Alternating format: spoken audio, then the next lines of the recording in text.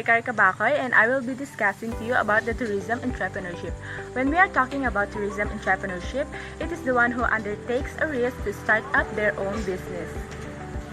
Tourism entrepreneurship usually have their own vision, a dream or an idea with a lot of hard work and perseverance. And then they will try to do it and they will work for it. Tourism entrepreneurship is important role in tourism, particularly in local areas, because the entrepreneur will have the ability to elevate the place and make it a tourism destination, and by that, they will gain profit. Hello, I am Gaisa Jade Besas, and I will be discussing to you who are entrepreneurs. So, who are entrepreneurs? Entrepreneurs are the one who creates a new business and bears most of the risks and enjoys most of the rewards. An entrepreneur is also an innovator, creating new ideas, products, and services. In short, an entrepreneur is a person who starts a new business and usually risks his own money to start the venture. Examples of successful entrepreneurs are: first, Billy Gates and Mark Zuckerberg, Ariana Huffington, and Katerina Flake. Some characteristics of a successful entrepreneur. 1. Self-motivation. This is one of the most important traits wherein when you want to be succeed, you must be able to push yourself. Number 2. Understand what you offer. As an entrepreneur, you need to know what you offer and how it fits in the market. Number 3. Take risks. Sometimes it is important to take risks. Number 4. Flexibility. Be willing to change as needed. And lastly, number 5. Passion. This will help you to become motivated when you are discouraged. Hi everyone, I am Maika. I am here to present to you the 5 types of entrepreneur. Let's start with the innovators. Innovators are the type of entrepreneurs who come up with completely new ideas and turn them into viable businesses. Being innovative means doing things differently or doing things that have never been done before. They contribute new and unconventional ideas of their own. A successful innovator is a positive thinker. So as an innovator, you have to keep a good attitude. You can't assume that something won't work simply because it hasn't been done that way before. If you do what you've always done, you get what you've always gotten. The second one is the hustler entrepreneur.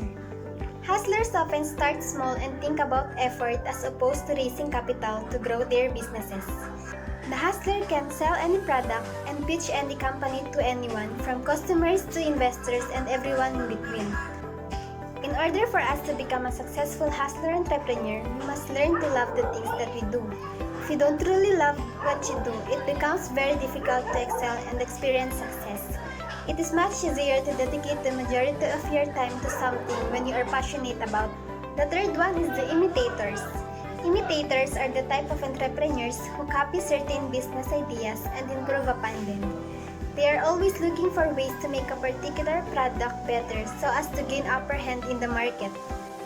The greatest advantage of this type of entrepreneur is that they know the opportunities and shortcomings of the business and have a proven business model to work on.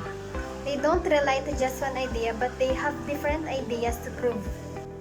The fourth one is the researcher. Even after having an idea, researchers will take their time to gather all the relevant information about it. To them, failure is not an option because they have analyzed the idea from all angles. These entrepreneurs not only believe in original ideas, but also ideas which are viable. They believe in starting a foolproof business and spend a lot of time in choosing the right one. The last one is the buyers. This type of entrepreneurs have the money and specialize in buying promising businesses. They have huge pockets and are ready to invest in any promising venture. These entrepreneurs might have already experience in running a successful business and look for more opportunities. To become a successful buyer, don't just stick to one idea. You should look for original and different ideas that will help you as an entrepreneur. Good day everyone, I'm Jan Galang, and today I will discuss to you the tips on how to become a successful entrepreneur. First tip is to believe in yourself. Being a successful entrepreneur means you have learned to listen to your own intuition and rely on your own wisdom when making a decision. Because if you don't believe in yourself, who will? So as long as you have that faith in yourself, then you will succeed and finish the things that you want to accomplish. Second is to know what your clients really want. The purpose of having a business is to bring your client a greater benefit, a greater advantage, and a greater result. So you should know their endpoint so that you will gain knowledge on how you can help them. So don't assume that you know everything. Don't assume that you know the answer. Study their actions and talk to them to find out how you can become their hero. Tip is to choose the right company. Surround yourself with a great people. A skillful team will help you to succeed and achieve your dream. Because you need to have people who believe in what you are building. Because remember this, a ship won't reach its own destination if its captain is the only sailor. Therefore, you need to select your team, advisor, and investor carefully. Next tip is do not fear to fail. It's better to accept now that you will fail at some point, but keep in mind that we learn from our mistake. Use this failure as a motivation to move forward. Because remember this, if you are not failing, you are not trying very hard. Therefore, never give up. Continue to pursue your dream and just do it. Next tip is love what you're doing. If you don't love what you're doing, then don't do it. I truly believe that it is simple as that, because as an entrepreneur, we are expected to put into long hours and make sacrifices for our own business. When we are passionate about what we do, then putting into long hours won't feel like sacrifice anymore. If you don't love what you're doing, then you don't have a motivation to move forward when you feel stressed and tired. So always be passionate. Next tip is take the risk. As an entrepreneur, it is part of our job to take the risk. But keep in mind that we should know the things that we should take and not to take. I believe that taking risks has a dangerous side, but keep in mind that the opportunities present here outweighs the potential danger. So identify the risk that is worth taking and recognize the risk that will benefit your business. Next tip is entrepreneurship act. I believe that talking only delays action. So it is easy to get wrapped up in planning, in discussing, and talking meetings with board members. So if you keep on talking, you will get nothing. So make sure that things and ideas are put into action. Finally, for our last tip is to innovate, and always innovate. Make sure that your company wins the innovation game.